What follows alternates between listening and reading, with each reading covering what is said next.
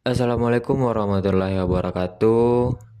Kembali lagi di channel IT Gen Z pada playlist belajar bahasa Inggris bersama. Apa kabar semuanya? Semoga kabar teman-teman semuanya di keadaan yang sehat walafiat.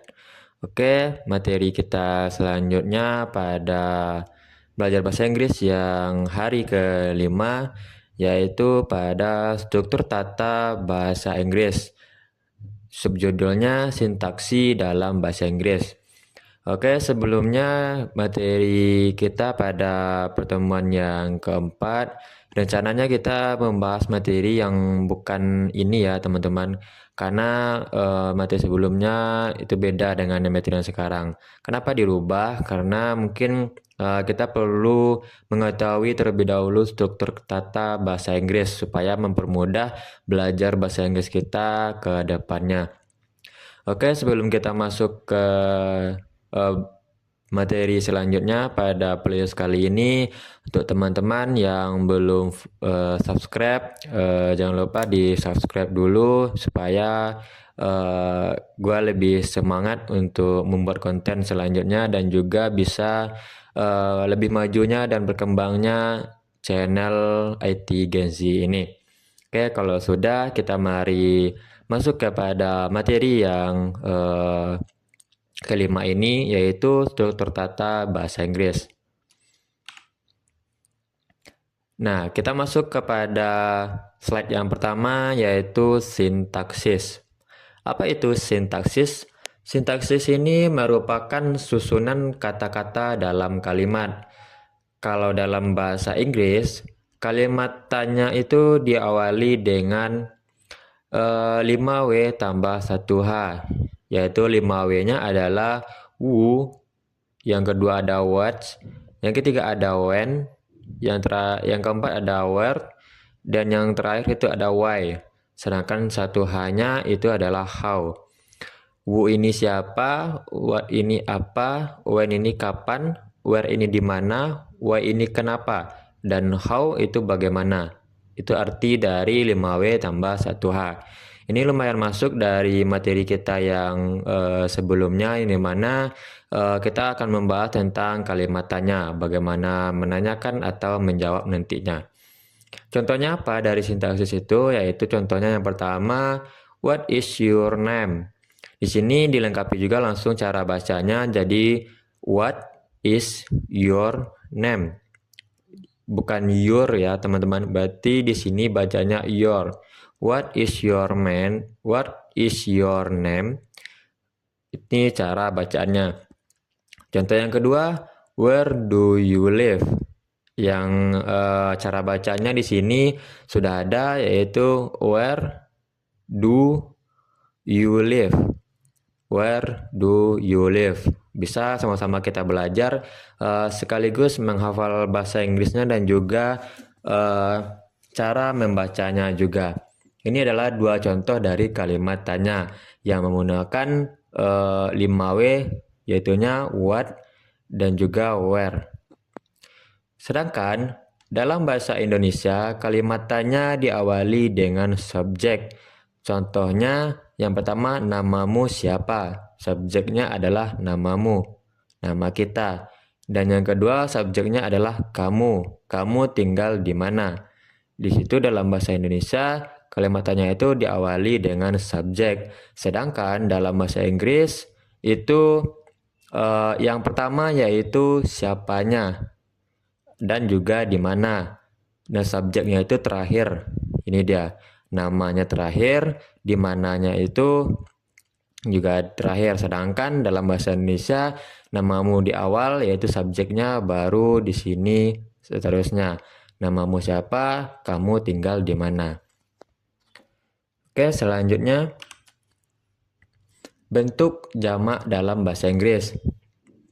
Dalam bahasa Inggris, menyatakan bentuk jamak dengan tambahan s atau es. Jadi bentuk jamak ini seperti kalimat kata-kata atau kupu-kupu. Kalimat yang lebih dari satu yang bacaannya itu diulang-ulang. bisa kura-kura, kupu-kupu, sama-sama. Apalagi kalimat-kalimat yang bentuknya jamak seperti jamak ini bisa juga berupa benda itu lebih dari satu. Misalnya contohnya books. Di sini ada tambahan s. Biasanya kalau hanya bahasa Inggris buku itu hanya book, B-O-O-K. Sedangkan di sini ditambah dengan maaf kepencet teman-teman. Oke.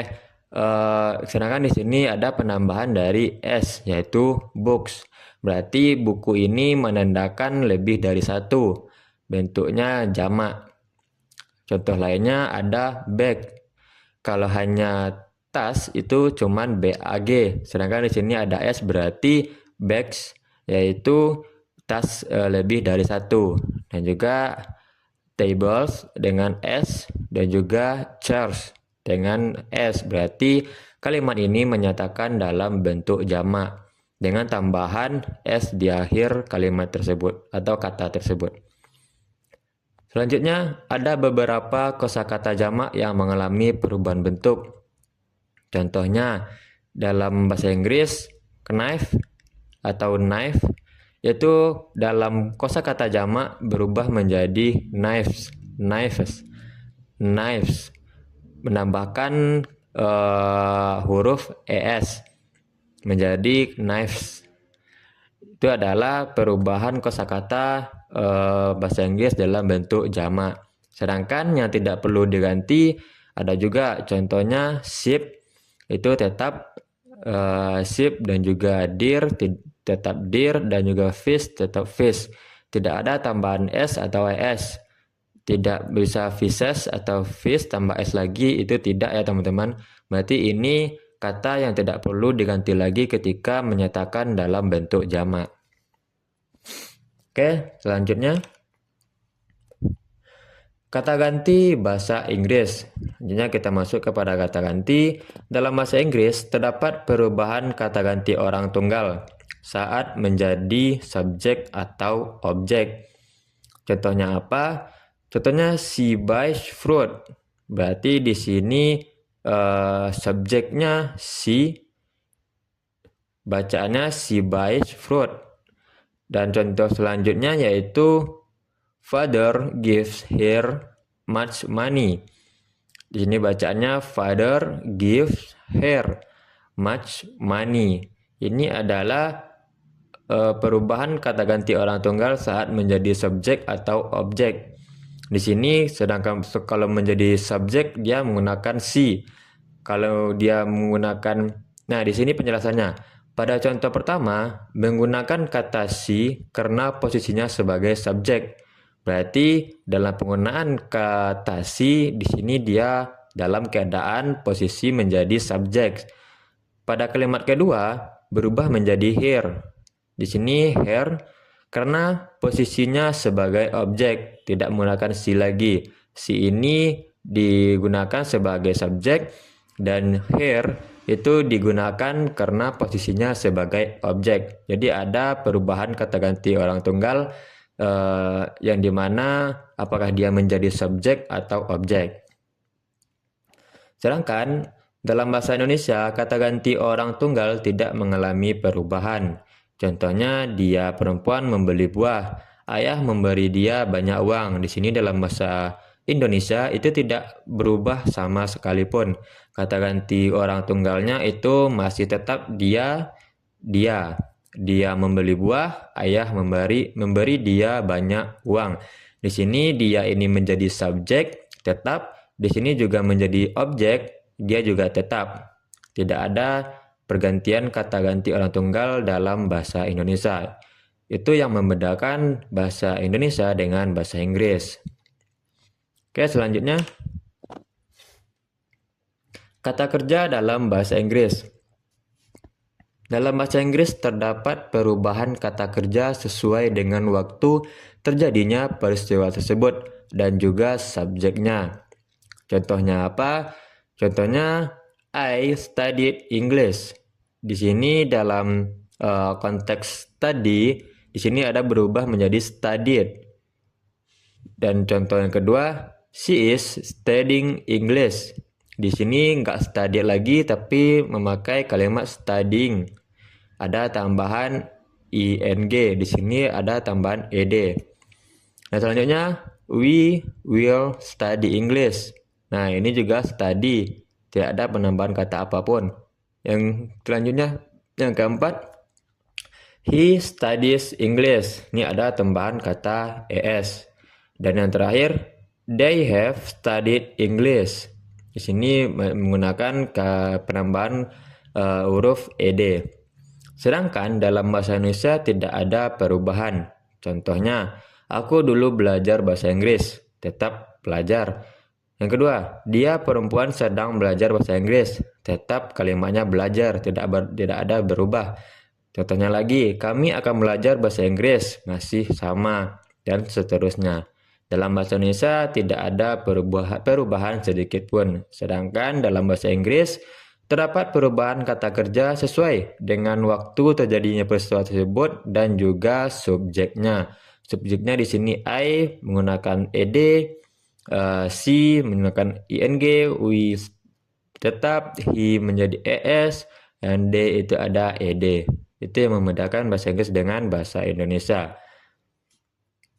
Selanjutnya, nah itulah materi terakhir kita tadi tentang struktur tata bahasa Inggris.